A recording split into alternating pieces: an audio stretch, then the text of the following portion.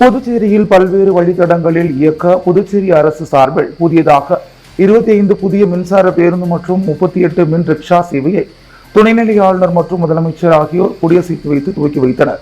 தொடர்ந்து 100 மின் பேருந்துகள் வாங்க உள்ளதாக முதலமைச்சர் ரங்கசாமி தகவல் தெரிவித்துள்ளார். புதுச்சேரியில் முதல் முறையாக எலக்ட்ரிக் பேருந்துகள் இன்று முதல் பல்வேறு வழித்தடங்களில் இயக்கப்பட உள்ளன. அதன்படி புதுச்சேரி அரசு போக்குவரத்து துறை சார்பில் 10 ஏசி பேருந்துகள், 15 ஏசி இல்லாத பேருந்துகள் என ரூபாய் 23 கோடியில் மொத்தம் 25 மின்சார பேருந்துகளும், அதேபோல் பெண்கள் ஓட்டும் வகையில் 38 மின் ஆட்டோ ரிக்ஷா சேவைகளை துணைநிலை ஆளுநர் கைலாசநாதன், முதலமைச்சர் ரங்கசாமி ஆகியோர் கொடியசைத்து தொடங்கி வைத்தனர். அதேபோல் மறைமலை அடிகள் சாலையில் மின்சார பேருந்துகள் நிறுத்தும் இடத்தையும் திறந்து வைத்து ரிக்ஷாக்கள் இயக்கம், ஆட்டோ சவாரி செயலி ஆகியவற்றையும் துவக்கி வைத்தனர். இதில் 17 பேருந்துகள் நகர்ப்புற தடங்களிலும், மீதமுள்ள 8 ஏசி பேருந்துகள் சுற்றுலா மற்றும் முக்கிய இடங்களை இணைக்கும் வழித்தடங்களிலும் இயக்கப்பட இருக்கிறது. இந்த பேருந்துகளில் குறைந்தபட்ச கட்டணமாக ரூபாய் 7 முதல் 10 வரையும், சுற்றுலா தலங்களில் இயக்கப்படும் பேருந்துகளுக்கு ரூபாய் 15 வரை வசூலிக்கப்படும் என தெரிவிக்கப்பட்டுள்ளது. இந்நிகழ்ச்சியில் சபாநாயகர் செல்வம், செல்வகணபதி எம்பி, அரசு செயலர்கள் மற்றும் துறையின் அதிகாரிகள் கலந்து கொண்டனர். தொடர்ந்து நிகழ்ச்சியில் பேசிய முதலமைச்சர் ரங்கசாமி, கடந்த ஆட்சி காலத்தில் பழைய பேருந்துகள் கூட சரியாக இயங்கவில்லை. ஆனால் இந்த ஆட்சி பொறுப்பேற்றவுடன் பழைய பேருந்துகளை ரிப்பேர் செய்தும் மீண்டும் இயக்கினோம். ஆனாலும் இது மக்களுக்கு போதுமானதாக இல்லை என்பதால் ஸ்மார்ட் சிட்டி திட்டத்தில் புதிதாக தற்பொழுது 25 மின் பேருந்துகள் இயக்கப்பட இருக்கிறது. எளிதான போக்குவரத்திற்கும் சுற்றுச்சூழலுக்கும் பாதிப்பு இல்லாமல் இந்த பேருந்துகள் இயக்கப்பட உள்ளது. இதேபோல் மேலும் PMK திட்டத்தின் கீழ் 100 பேருந்துகள் வாங்கி இயக்கப்படும் என தெரிவித்தார். மேலும் மத்திய மாநில அரசின் நிதியை வைத்து இந்த அரசு சிறப்பாக இயங்குகிறது.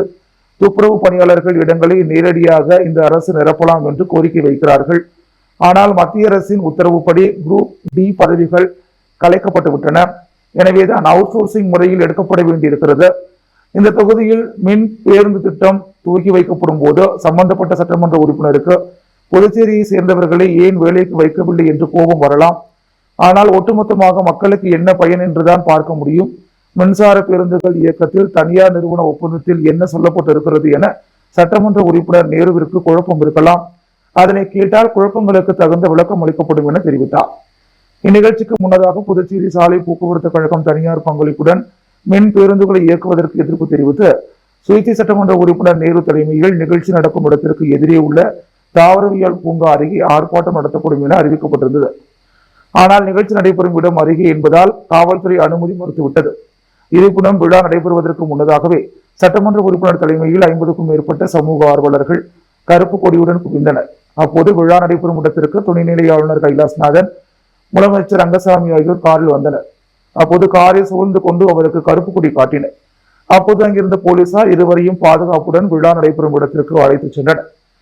தொடர்ந்து சட்டமன்ற உறுப்பினர் நேரு மற்றும் நிகழ்ச்சி நடக்கும் இடத்திற்கு உள்ளே சென்று துணைநிலை ஆளுநர், முதலமைச்சர் அமர்ந்திருந்த மேடையில் ஏறி புதுச்சேரி அரசு சாலை போக்குவரத்து கழகத்தை தனியாரிடம் ஒப்படைக்க கூடாது, இந்த பணிமனையில் தூய்மை பணிக்கு கூட தொகுதி மக்கள் எடுக்கப்படவில்லை, 1 கிலோமீட்டருக்கு 40 ரூபாய் பராமரிப்பு செலவு என்பதை ரூபாய் 60ஆக மாற்றப்பட்டிருக்கிறது, ஓட்டுநரை கூட அரசால் எடுக்க முடியவில்லை, இதில் பல்வேறு தவறுகள் நடைபெறுகிறது, விசாரிக்க வேண்டும் என ஆவேசமாக பேசி வாக்குவாதத்தில் ஈடுபட்டு நிகழ்ச்சியை புறக்கணிப்பதாக கூறிவிட்டு தனது ஆதரவாளருடன் மறைமலை அடிகள் சாலையில் அமர்ந்து மறியலில் ஈடுபட்டார். இதனால் அப்பகுதியில் கடுமையான போக்குவரத்து நெரிசல் ஏற்பட்டது. 10 நிமிட மறியல் போராட்டத்திற்கு பிறகு போலீசார் அவரிடம் சமரச பேச்சுவார்த்தை நடத்தினர். தொடர்ந்து போராட்டத்தில் ஈடுபட்ட சமூக ஆர்வலர்களை போலீசார் கைது செய்து அழைத்துச் சென்றனர். அப்பகுதியில் பெரும் பரபரப்பு ஏற்பட்டது. 2026 சட்டமன்ற தேர்தலுக்கான தயாரிப்பு தொடக்க நிகழ்விற்கான புதுச்சேரி பாஜக நிர்வாகிகள் கூட்டம் மத்திய அமைச்சர் அர்ஜுன் ராம் மேக்வால் முன்னிலையில் நடைபெற்றது. புதுச்சேரி பாரதிய ஜனதா கட்சி தலைமை அலுவலகத்தில் இன்று நடைபெற்ற நிர்வாகிகள் கூட்டத்தில் மத்திய சட்டத்துறை அமைச்சரும் புதுச்சேரி பாஜக தேர்தல் இணைப்பு பொறுப்பாளருமான அர்ஜுன் ராம் மேக்வால் கலந்து கொண்டார். அவர் பேசுகையில், வரவிருக்கும் 2026ஆம் ஆண்டு சட்டசபை தேர்தலில் கட்சியின் அனைத்து நிர்வாகிகளும் ஒருங்கிணைந்து சிறப்பாக பணியாற்றி புதுச்சேரியில் மீண்டும் பெஸ்ட் புதுச்சேரி தேசிய ஜனநாயக கூட்டணி பாஜக ஆட்சி அமைய வேண்டும், நாம் அனைவரும் சிறப்பாக கிளை அளவில் பணியாற்றி செயல்பட வேண்டும் என கூறினார். மாநில தலைவர் VP ராமலிங்கம் உரையாற்றிய போது, தேசிய ஜனநாயக கூட்டணியின் வேட்பாளர்கள் மிகப்பெரிய அளவில் வெற்றி பெற்று புதுச்சேரியில் வலுவான ஆட்சி அமைப்போம் என உறுதியளித்தார். அதனைத் தொடர்ந்து நவம்பர் 2 முதல் நவம்பர் 23 வரை நடைபெறவுள்ள RSS வீட்டு தொடர்பு நிகழ்ச்சி, சுதந்திர போராட்ட வீரர் பிர்சா முண்டா பிறந்தநாள் விழா, சர்தார் வல்லபாய் பட்டேல் அவர்களின் 150வது பிறந்தநாள் விழா மற்றும் பேரணி ஆகியவற்றை சம்பந்தமான ஆலோசனைகளும் வழங்கினார். இக்கூட்டத்தில் உள்துறை அமைச்சர் நமச்சிவாயம் முன்னிலை வகித்தார். அமைச்சர் ஜான்குமார், சட்டமன்ற உறுப்பினர்கள் சாய் சரவணன், கல்யாண சுந்தரம், ரிச்சர்ட் ஜான்குமார், வெங்கடேசன், மாநில பொதுச் செயலாளர் மோகன்குமார், மாநில துணைத் தலைவர்கள், மாநில செயலாளர்கள், அணிப்பிரிவு தலைவர்கள் மற்றும் மாவட்ட தலைவர்கள், தொகுதி தலைவர்கள் மற்றும் பல்வேறு நிர்வாகிகள் கலந்து கொண்டனர். புதுச்சேரியில் ஸ்மார்ட் சிட்டி திட்டத்தின் கீழ் புதிதாக துவங்கப்பட்ட பஸ் சேவையை தனியார் இயக்குவதை எதிர்த்து சுயேட்சை சட்டமன்ற உறுப்பினர் தலைமையிலான சமூக அமைப்பினர் ஆளுநர், முதலமைச்சரை கருப்பு கொடி காட்டி முற்றுகையிட்டதால் போலீசாருக்கும் போராட்டக்காரர்களுக்கும் கடுமையான தள்ளுமுடி ஏற்பட்டது. புதுச்சேரி அரசு ஸ்மார்ட் சிட்டி திட்டத்தின் கீழ் ரூபாய் 23 கோடி ரூபாய் மதிப்பில் 10 ஏசி மற்றும் 15 ஏசி அல்லாத 25 பேருந்துகள் மற்றும் 38 ரிக்ஷாக்கள் புதிதாக வாங்கப்பட்டு ஹைதராபாத்தை சேர்ந்த தனியார் நிறுவனம் மூலம் இயக்கப்படுகிறது. இதற்கான துவக்க விழா மறைமலையடிகள் சாலை பேருந்து பணிமனை வளாகத்தில் நடைபெற்றது. இதில் சிறப்பு விருந்தினராக கலந்து கொண்ட துணைநிலை ஆளுநர் கைலாஸ்நாதன் மற்றும் முதலமைச்சர் ரங்கசாமி ஆகியோர் புதிய பேருந்துகள் மற்றும் ரிக்ஷாக்களை கொடியசைத்து துவக்கி வைத்தனர்.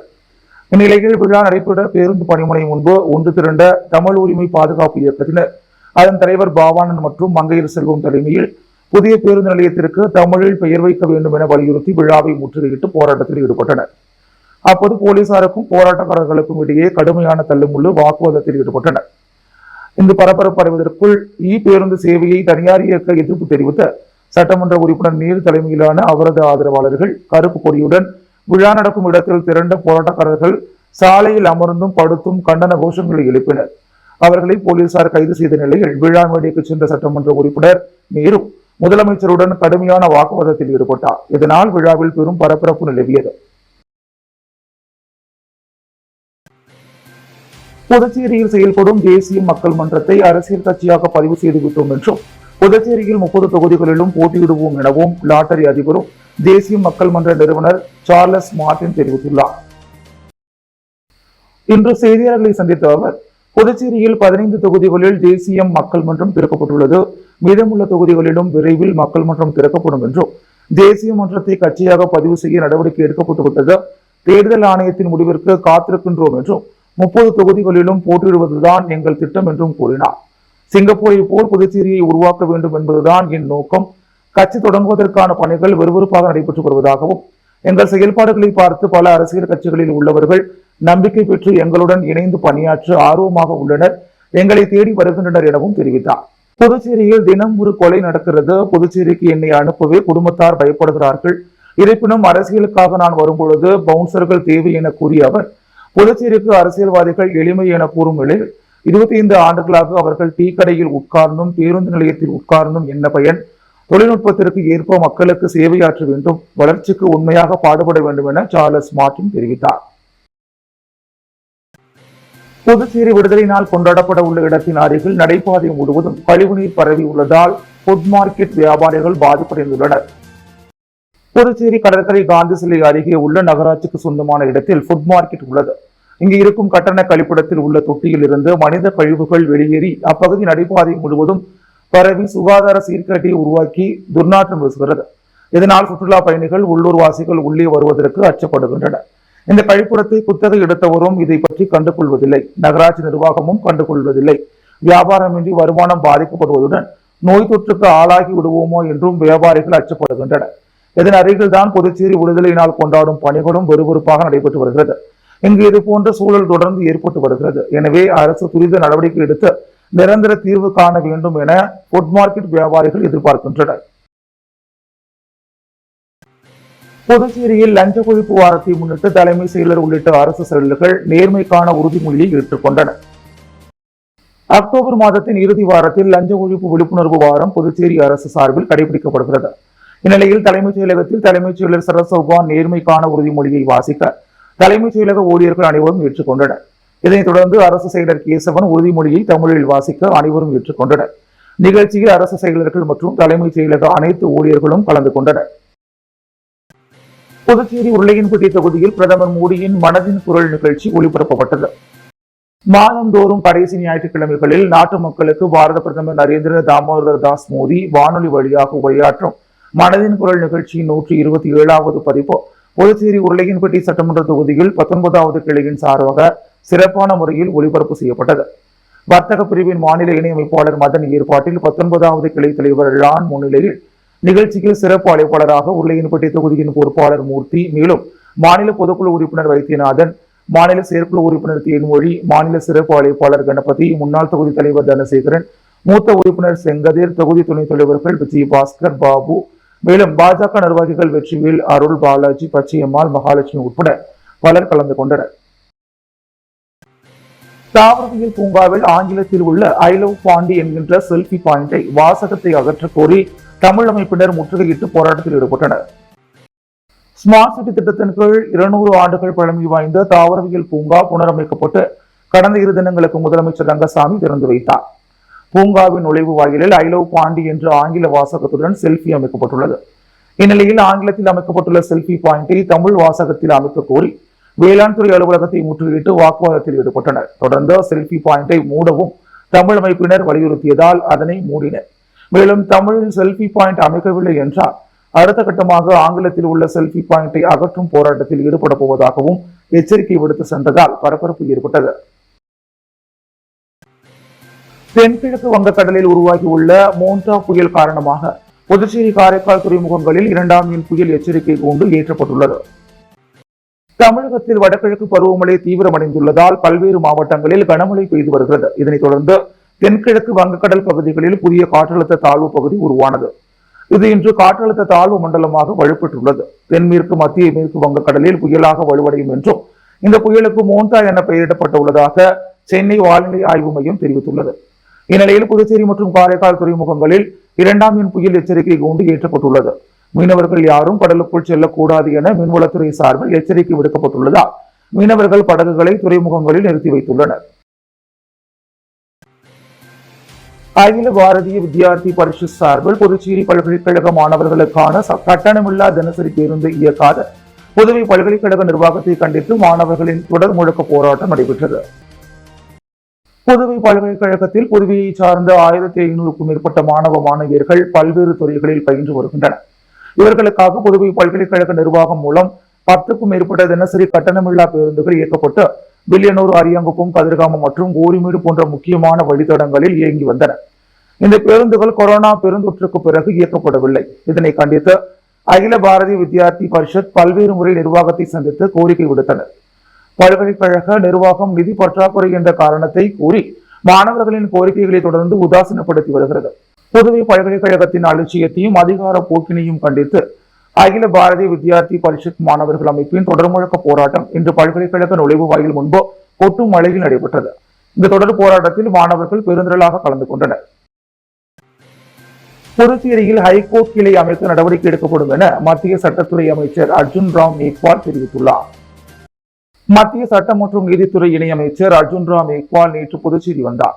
புதுச்சேரி நீதிமன்ற வளாகத்தில் அவருக்கு வரவேற்பு நிகழ்ச்சி நடைபெற்றது. வழக்கறிஞர்கள் சங்க தலைவர் ரமேஷ் தலைமை தாங்கி வரவேற்றார். தலைமை நீதிபதி ஆனந்த் மற்றும் சங்க நிர்வாகிகள், வழக்கறிஞர்கள், ஊழியர்கள் பலரும் கலந்து கொண்டனர். இதில் மத்திய அமைச்சர் அர்ஜுன் ராம் மேக்வால் வழக்கறிஞர்களுடன் கலந்துரையாடல் செய்து கோரிக்கைகளை கேட்டறிந்து பதிலளித்து பேசும் பொழுது, புதுச்சேரியில் ஹைகோர்ட் கிளை அமைக்க வேண்டும் என கேட்டுள்ளீர்கள். இதேபோல் கோயம்புத்தூருக்கும் கேட்டுள்ளார்கள். புதுச்சேரியில் 1250 வழக்கறிஞர்கள் பணிபுரிகின்றனர். புதுச்சேரி நீதிமன்றங்கள் மற்றும் சென்னை உயர்நீதிமன்றத்தில் புதுச்சேரி சம்பந்தப்பட்ட வழக்குகள் எத்தனை நிலுவையில் இருக்கின்றன, அது பற்றிய விவரங்களை எனக்கு அளியுங்கள். மாநில சட்டத்துறை பரிந்துரை, சென்னை ஹைகோர்ட் பரிந்துரையை தொடர்ந்து சுப்ரீம் கோர்ட்டுக்கு செல்ல வேண்டும். அதன் பிறகு மத்திய அரசு இது பற்றி முடிவு செய்யும். ஹைகோர்ட் கிளை அமைப்பதற்கும் இதுதான் நடைமுறை. எனவே புதுச்சேரியில் ஹைகோர்ட் கிளை அமைப்பது குறித்து இவ்வழிமுறைகளை பின்பற்றி பரிசீலனை செய்யப்படும். இதேபோல் ஜிஎஸ்டி, வருமான வரி, கடன் மீட்பு தீர்ப்பாயம், மத்திய அரசு வழக்கறிஞர்கள் கூடுதலாக நியமிக்க பரிசீலிக்கப்படும்.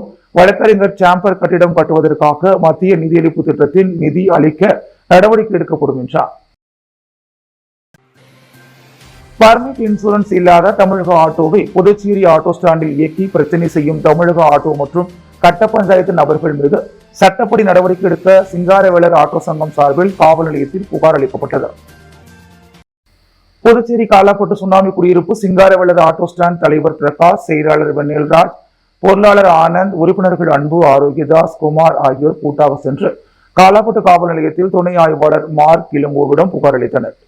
அந்த புகாரில் புதுச்சேரி பெரிய காலாப்பட்டு சுனாமி குடியிருப்பு பகுதியில் சிங்காரவேலர் ஆட்டோ ஸ்டாண்ட் புதுச்சேரி பதிவன் கொண்ட 11 ஆட்டோக்கள் கடந்த 15 ஆண்டுகளாக ஈசிஆர் சாலை பிஎஸ்என்எல் அலுவலகம் அருகிலிருந்து காலாப்பட்டு சுனாமி குடியிருப்பு பகுதிக்கு சவாரி செய்து வருகிறோம். இந்த ஆட்டோ ஸ்டாண்டில் அனைத்து ஆட்டோ ஓட்டுநர்களும் சங்க நடவடிக்கைகளுக்கு கட்டுப்பட்டு போக்குவரத்து வாகன விதிமுறைக்கு உட்பட்டு கடந்த காலங்களில் ஆட்டோவை இயக்கி வந்தோம். கடந்த ஆண்டு சில ஆட்டோக்கள் எஃப்சி இன்சூரன்ஸ் காலாவதியாகி அதனை புதுப்பிக்காமல் மாத கணக்கில் இயக்கி வந்தனர். பள்ளி மாணவர்களை சவாரி செய்வதால் பாதுகாப்பு கருதி ஆவணங்கள் இன்றி ஓடிய ஆட்டோக்கள் ஆட்டோ ஸ்டாண்டில் ஓட்டுவதற்கு அனுமதி மறுக்கப்பட்டது. இதற்கு எதிர்ப்பு தெரிவிக்கும் வகையில் சின்ன காலாப்பட்டை சேர்ந்த ஆட்டோ ஓட்டுநர் குப்பன் மற்றும் உமேஷ் ஆகிய இருவரும் காலாப்பட்டில் சில கட்ட பஞ்சாயத்து நபர்களுடன் கூட்டு சேர்ந்து கொண்டு பிரச்சனை செய்யும் நோக்கத்தோடு தமிழக பதிவு எண் கொண்ட ஆட்டோவை புதுச்சேரி பதிவு கொண்ட ஆட்டோ ஸ்டாண்டில் நிறுத்தி சவாரி ஓட்டி வருகின்றனர். இந்த தமிழ்நாடு ஆட்டோ ஓட்டுவது குறித்து 2 மாதம் முன்பு ஆட்டோ ஓட்டுநர் குப்பன் என்பவரிடம் கேட்டபோது, நான் காலாப்பட்டு ஸ்டேஷனில் அனுமதி வாங்கியிருப்பதாகவும் நீங்கள் எங்கு வேண்டுமானாலும் போய் சொல்லுங்கள் என்று சவால் விடுத்தார். இதேபோல் இன்று 27/10/2025 காலை ஆட்டோ ஓட்டுநர் உமேஷ் என்பவர் மேற்படி தமிழ்நாடு 16E5429 என்ற தமிழக ஆட்டோவை ஆட்டோ நிறுத்தத்தில் நிறுத்தி சவாரி ஏற்றினார். அதனை கேட்டபோது நான் அப்படித்தான் ஓட்டுவேன் என்று எங்கு வேண்டுமானாலும் போய் சொல் என்று சவால் விடுக்கிறார். இது குறித்து இந்த தமிழ்நாடு ஆட்டோ உரிமையாளர் ஐயப்பன் என்பவரிடம் தொலைபேசியில் இன்று காலை கேட்டபோது அப்படித்தான் ஓட்டுவார்கள் என்கிறார். உங்கள் ஆட்டோ மீது காவல் நிலையத்தில் புகார் அளிப்போம் என்று கூறிய போது, புகார் அளியுங்கள், என்னிடம் வழக்கறிஞர் இருக்கிறார், அதனை பார்த்துக் கொள்வார் என்று திமிராக கூறுகிறார். எனவே அவர்கள் மேற்படி புதுச்சேரி ஆட்டோ ஸ்டாண்டில் பிரச்சனை செய்யும் நோக்கத்தோடு ஒரு சில கட்ட பஞ்சாயத்து நபர்களின் தூண்டுதல் காரணமாக பர்மிட் இன்சூரன்ஸ் இல்லாத தமிழக ஆட்டோவை கொண்டு வந்து புதுச்சேரி ஆட்டோ ஸ்டாண்டில் இயக்கி பிரச்சனை செய்யும் ஆட்டோ ஓட்டுநர்கள் மற்றும் கட்ட பஞ்சாயத்து நபர்கள் மீது சட்டப்படி நடவடிக்கை எடுக்க வேண்டும் என அந்த புகாரில் தெரிவிக்கப்பட்டுள்ளது. புதுச்சேரி அகில இந்திய முக்குளத்தூர் பாசறை சார்பில் மருது சகோதரர்களின் 224வது ஆண்டு பிறந்தநாள் விழா கொண்டாடப்பட்டது.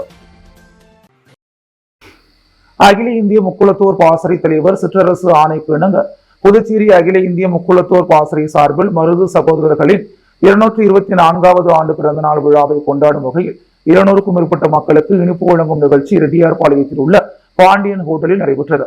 இதில் மாநில தலைவர் ராம்குமார், செயலாளர் சங்கையா தேவர், பொருளாளர் அழகர் தேவர், துணைத் தலைவர் கணேசன், இளைஞரணி தலைவர் சின்னராஜு, சக்திவேல், முக்கிய நிர்வாகிகள் ரத்னம், பீட்டர், கௌதம் மற்றும் பல நிர்வாகிகள் கலந்து கொண்டனர்.